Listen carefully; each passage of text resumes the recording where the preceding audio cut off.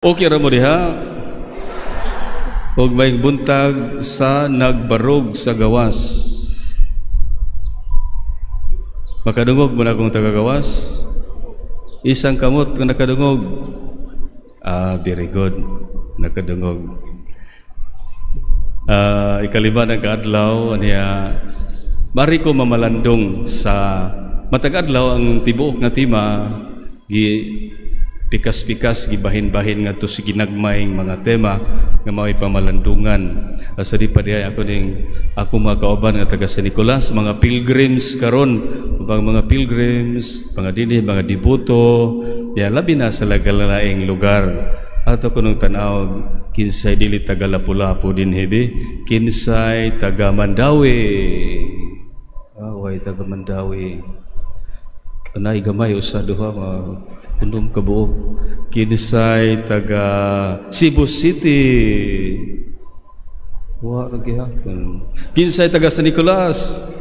Mas di mo taga Cebu.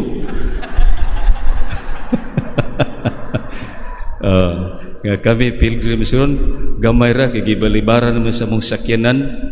O nga nanglakaw ra ni sila. Ang uban naglangoy. Arita mamalandong sa tibuok nga tema, dili lang sa tema karong adlaw kay nindot kanya timing pud kayo sa atong ebanghelyo nga mo ang pagpahinumdum sa Ginoo sa iyang mga tinun-an ug kanatong tanan nga magmaampuon kita unya dili mohunong sa pagampo kay dunggon ra gyud sa Ginoo nya gipakita niyang sambingay sa usa ka huwis nga bibalibad apan pagbalik-balik sa byuda niingon ra gyud siya ako na lang ni siyang tabangan oy kay samok kay ni siya basig kaupsan ko sa akong pasensya unya ako ning mahapakan ako na lang siyang tabangan ning Ginoo maupo na siya pero arita sa kay pagampo man ang gihapon no naka kay sa mustima tibok tima nining atong kasawlugan ang pagtugyan sa kaugalingon ngadto sa Dios pinagi sa tiunay nga pagampo uban sa mahal nga Birhen Maria. So kana siya kay abi ninyo kining atong pagdebosyon God tanan kitang tanan diboto kita sa mahal nga Birhen Maria nya grabe gyud ang atong pagdebosyon. Sayo-sayo kong naabot nga dito ko sa taas dito ko naglingkod nagrosaryo ko dito tan-aw ko sa mga wagi hunong, way putol ba maghawak sa Birhen. Grabe kayo. Daghan diring tao nagsimba. Ya daghan po kayo dito nanghawak sa Birhen. Grabe ang pagdebosyon sa bahal nga Birhen Maria. Mao na nga ang litrato sa mahal nga Birhen dia hapit na mapudpud, no? So, grabe trapo gigbayo sa karang mahal nga Birhen Maria tungod na sa atong pagtuo ug tungod sa atong pagdebosyon yo usahay sawayon ta no kamo mga Katoliko no magpatuo-tuo mo pero ayaw mo kagool nindot kay giingon ang atong Santo Papa kini atong popular religiosity magunin siya popular devotion kini atong pagdebosyon sa santos mahal nga Birhen Maria tanan gitawag niya og the mysticism of the people, the mysticism.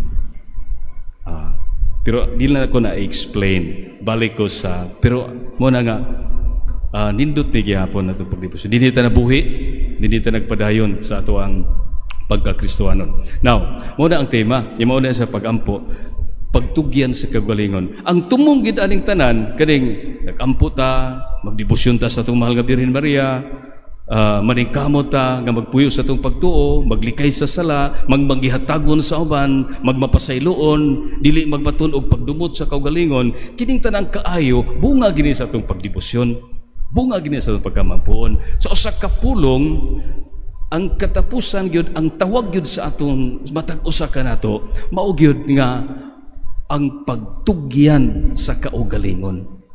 Ikatugyan nato ang atong kaugalingon ngadto sa Dios. Importante magani pagtugyan. Nagani mangutana ta bi karon sa inyong kinabuhi, kinsa man ang inyong gitugyanan sa inyong kaugalingon? Kinsa ang inyong gihalaran sa inyong kaugalingon? Karon or sa tibuok niyong kinabuhi, pila na ang atong edad? Sa 50 ka tuig, sa 60 ka tuig, sa 70 ka tuig, sa 80 ka tuig, doon na 80 anyos dire. Wa dire kay wa kalakaw. Sulod dining mga katuigan nga kita nagpuyo, pila ka porsyento sa atong kinabuhi ang atong tinud-anay nga gitugyan sa Ginoo. Kinsa ang gitugyanan ninyo sa inyong kinabuhi, sa inyong kaugalingon? Importante ba kayo ni siya? Kay ang kalipay ug ang pagkakontento, fulfillment sa atong kinabuhi, nag-agad kung kinsa ang gitugyanan ninyo sa inyong kinabuhi. Tuo mo dili? Murag kamo rin ituod rin dapita. Tinuod ba na? Ang kalipay ug ang kahulugan, mas importante ba ng kahulugan sa kinabuhi? Meaning sa kinabuhi. Ang kalipay ug ang kahulugan sa atong kinabuhi nagdepende na kinsa ang inyong gitugyanan sa inyong kinabuhi. Ya, padayon na ninyo pagpamalandong, ha? Pangutan na ang inyong kaugalingon, kinsa ang inyong gitugyanan, kinsa ang inyong gisaligan sa inyong kinabuhi, asa nimo gihalad ang imong kinabuhi. Importante na. Unya, gipahinumuman man ta nga mutugyan ta sa atong kaugalingon, pandunay nindot kaing kamatuuran. Gidapit kita nining tuiga sa atong pagpiesta nga mutugyan sa atong kaugalingon ngadto sa Dios, apan hinumdumi nga ang Dios ug ang atong mahal nga Birhen Maria mao ang unang nitugyan sa ilang kaugalingon. Pananglitan ang atong mahal nga Birhen Maria, mitugyan man siya siyang kaugalingon. Kanus-an niya gitugyan ang iyang kaugalingon. Diha, basahan na to ang Ebanghelyo. Asa dapita sa Ebanghelyo nga ang atong mahal nga Birhen Maria mitugyan sa iyang kaugalingon ngadto sa Dios. Annunciation. Tanawan na dihang ikaduhang unang misteryo sa kalipay. Mitungha ang anghel, gingnan siya, magmabdos ka ug manganak.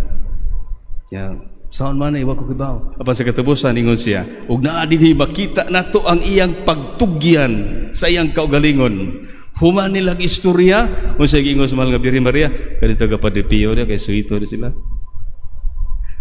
Matuman dinhi kanako sumala sa imong gisulti. Tanawa ra gud.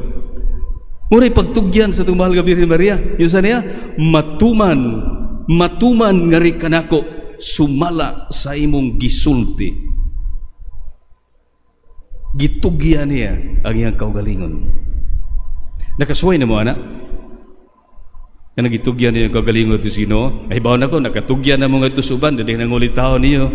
Yung mo, yes, I love you too. Iyate. Di ba, no? Niya, pagkaman, giilad na ito. Muna nakadiprinsya ng gugmas tao, gugmas sa Diyos. Butugyan ka sa tao, usahay, sakitan pa ka. O di lang kayo usahay, kadaghan ka masakitan. Kay tao ang imong gitugyanan. Pero tugyan ka sa imong kaugalingon nga tos Ginoo, sus, pasakitan lang yapon ka. Pero malipay ka. Kay ang Ginoo magpadayong magmatinod-anon. Now, mahal nga Birhen, uy, hinunumi ninyo, dili lang ang mahal nga Birhen mo'y nitugyan siyang kaugalingon. Ang atong Ginoo mismo si Jesus mitugyan sa iyang kaugalingon alang nato. Pagkadako sa pagtugyan sa Ginoo sa iyang kaugalingon nga rin nato. Asa man na nagibuhat? Sa iyang pagpakahimong tao ug sa iyang pagpakamatay dito sa cross. Miingon si San Pablo, Diyos siya Apan gihubo niya ang iyang pagkadiyos, gisulob niya ang iyang pagkatao, miambit siya sa atong pagkatawhanon sa tanan gayod. Nahimo siyang usa uban nato, gawas lamang sa usa ka butang, gawas sa sala. Grabe na nga pagtugyan, gibiyaan ang iyang pagkadiyos, gihubo ang iyang pagkadiyos, miambit sa atong pagkatao, pagtugyan sa iyang kaugalingon nga rinato, ug ang kinatibuk-an niya nga pagtugyan sa iyang kaugalingon, gihimo niya didto sa krus.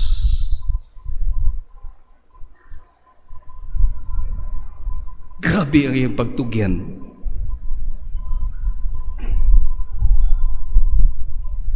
Mga katapusan niyang pulong dito,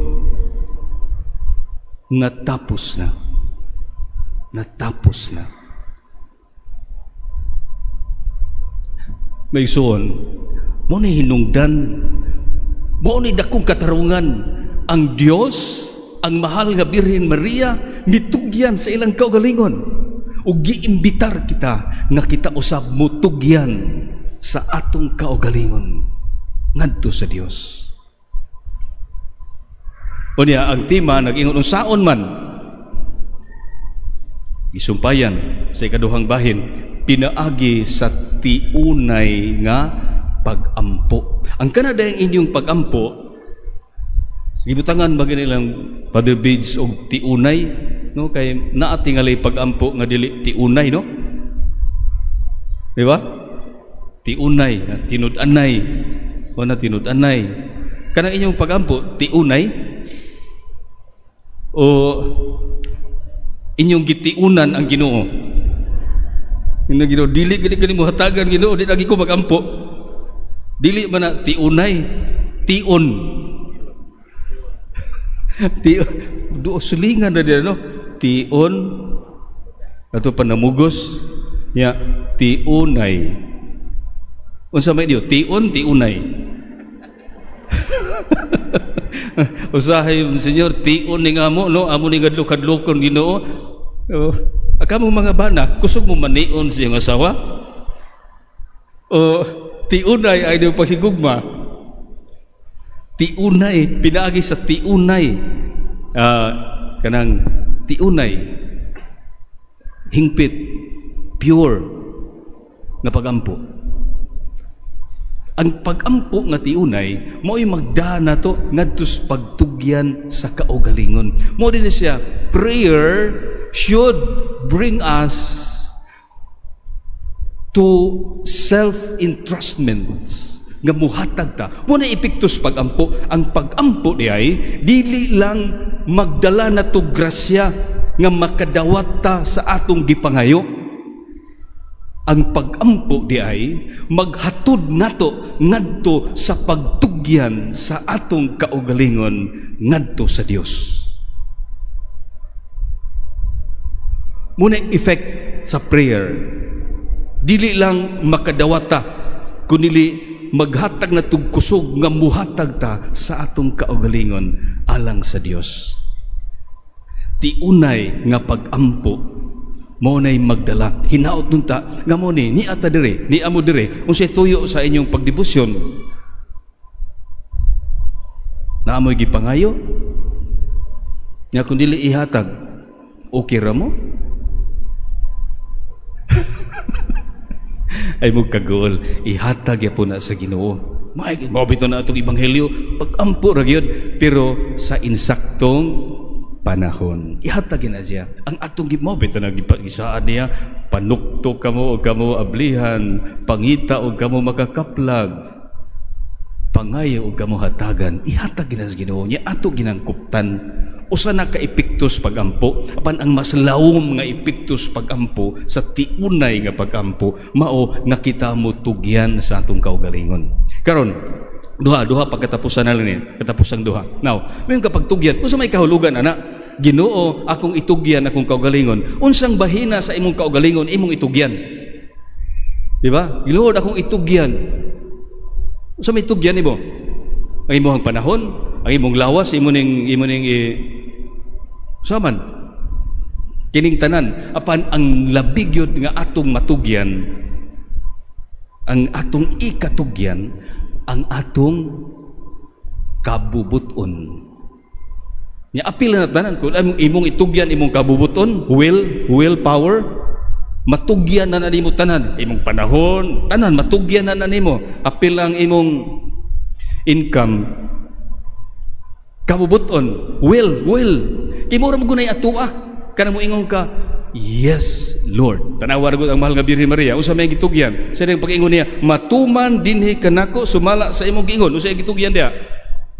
Ang iyang pagsugot, ang iyang pagsunod, ang iyang yes to God. Mo ni atong ikatugyan sa ato pa di ay pag-ingon nato na itugyan nato ang atong kaugalingon pinagi sa tiunay nga pagampo, miingon di ay tanga atong gitugyan ang atong kabubuton nga magmasinugtanon kita sa Dios. Masinugtanon mo sa Ginoo? Nagmata pa mo? Di sura sa daan nagmata pa di ay, no? Pagka masinugtanon, mo na'y pagtugyan sa Ginoo. Mo na'y sa ato pa di ay kitang tanan ay makabuhat sa atong pagtugyan ang pagka masinugtanon sa Ginoo. Sayang kabubuton, sayang tanan ngayon gipangayo nato magmasinugtanon ta. Nya sa katapusan, nya unsa may epekto ana mutugyan ta sa atong kaugalingon, unsa may makuha na to ana atong tuman ang atong pangandoy. That's the fulfillment of our person, of our being. Gituman nato ang katuyuan ngano nga kita gipakataw sa Dios. Ang atong pagtugyan sa kaugalingon, pagsunod sa iyang kabubuton, gituman nato ang tuyo sa atong pagpakataw. Mo'y fulfillment nato. Gibuhat kita para sa Dios. Gibuhat kita aron maduol kaniya. Gibuhat kita aron mo ambit sayang kalipay. Dili lang didto, dili karon. Ang malipayon nga tao sila nga mitugyan sa ilang kaugalingon ngadto sa Dios. Amen. Okay ra mo? Undang na ta? Magsugod sa tas uno. So, magampo ta sa usag-usa, ha?